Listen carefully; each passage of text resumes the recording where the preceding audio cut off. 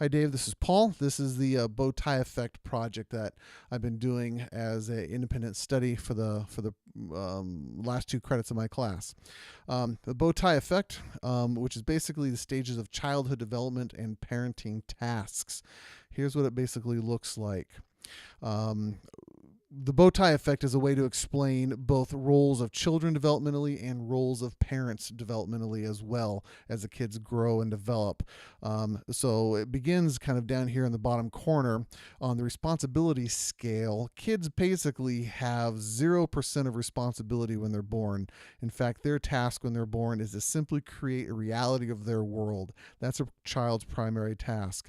But on the responsibility scale, the parents have 100% of the responsibility, and their main task is to offer unconditional care, comfort, protection, response, echoing, and mirroring. Again, to get a good start for the kids in life. But hopefully, as the kids grow up and they hit about 18 years old, they're able to kind of move up the responsibility scale and begin to fully differentiate with their own identity and independence.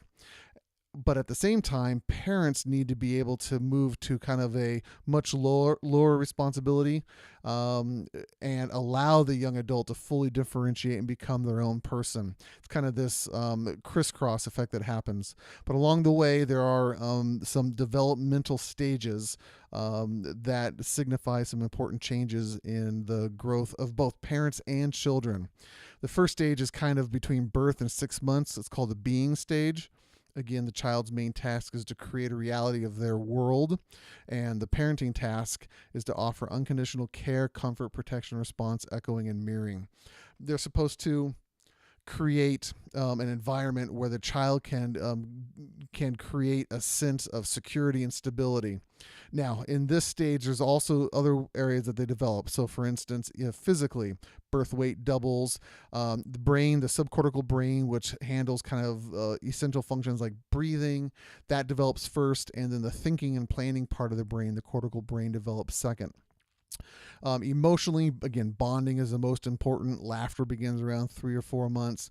And for each stage, there's different sections which go through these. So, like socially and relationally, kids cry to get their needs met. They learn to trust. Eye contact, touch, and responsiveness is super important. Cognitively, stage one, reflexes, kids just respond reflexively. Then they kind of accidentally discover stuff in stage two, and stage three is that kind of intentional exploration. Spiritually, it's kind of just a subconscious. Mostly important is kind of a consistent nurturing develops a sense of trust about the world, and a negative experience just develops mistrust. And what we do is we go through each stage here. So between 6 months and 18 months is the doing stage. Child's task is to learn to trust themselves and their senses to be creative and active. And then we kind of go down the whole list again. Physically, here's how these kids develop. This is on a Prezi, so it can be any one of these can be zoomed into at any time during a presentation. I'm not going through it right now, Dave, because I recognize that you can go through this at your time, and I can create a whole nother presentation if you'd like to. During the doing stage, parenting task is provide sensory experiences and affirm exploration and trial and error. Express responsiveness. Again, this helps parents understand this is what their job is kind of during this stage if they have this age of kids. And then again, 18 to 3 years, and we can walk parents through what is the important stages and tasks during the thinking stage. Their main task here is problem solving and expressing feelings. Parenting task is to offer clear, simple directions and provide how-tos.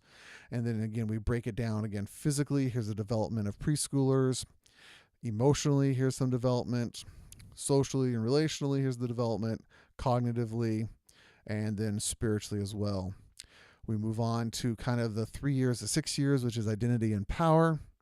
Child's task again is to learn behaviors that have consequences, learn to exert power and affect relationships, and to practice socially appropriate behavior. Again, physically, Here's how kids develop emotionally. Here's how do they develop socially and relationally, cognitively. Here, cognitively, we kind of go through Piaget's major stages, which is classification, serial ordering, and conservation. We can zoom in so that we can tell whoever I'm presenting this to exactly what classification is, what serial ordering is, what conservation is. Again, standard Piaget stuff. I actually really like Piaget stuff. Spiritually, they kind of move into this new stage where it's intuitive and projective. It's learned mainly through experiences and stories. And then the parenting role is to model self-control and encourage children to explore. Move into the middle stage, which is basically the 6 years to 12 years, and that's the structure stage. Their main task is to practice thinking and doing by making mistakes. I wish parents understood that better. Parenting tasks is to affirm a child's efforts to learn and do things in their own way, challenge negative behaviors and decisions, and encourage cause and effect thinking, and then offer problem-solving tools.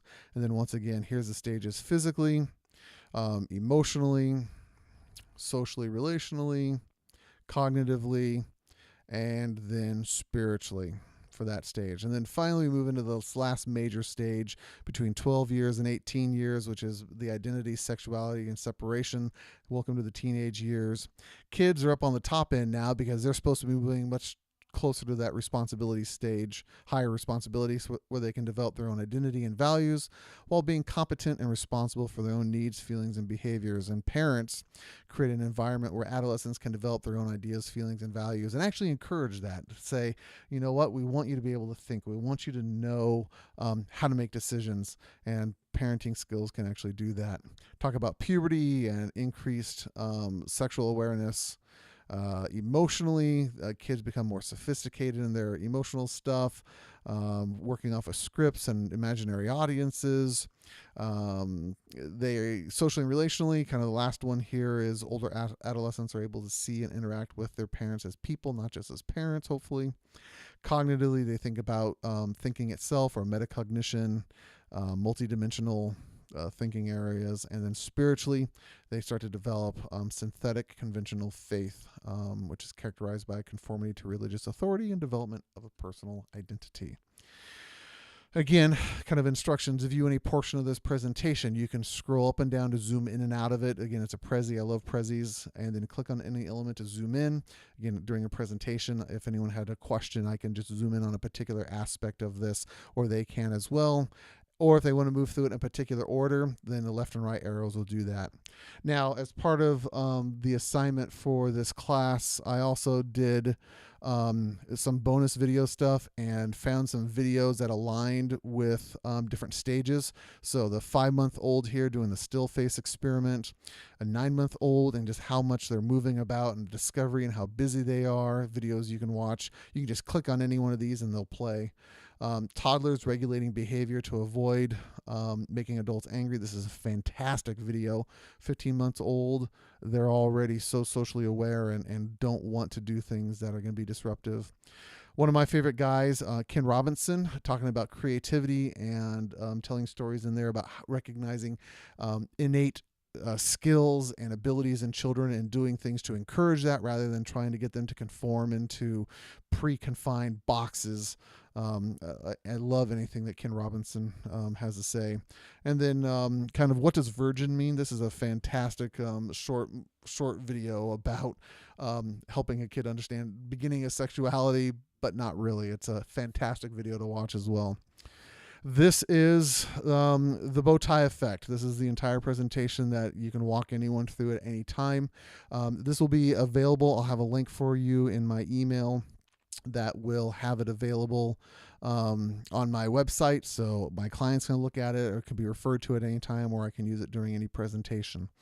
I've also included the handouts, so there are pages that have all the research, all the content more expanded, so it's more available for people in handout form, as well as the parenting tasks along the way to augment and highlight the important parenting tasks that all the parents need to have. Thanks, Dave, for supervising this independent study. I really appreciate it. Appreciate all of your insight so far as well. So that's it. Thanks.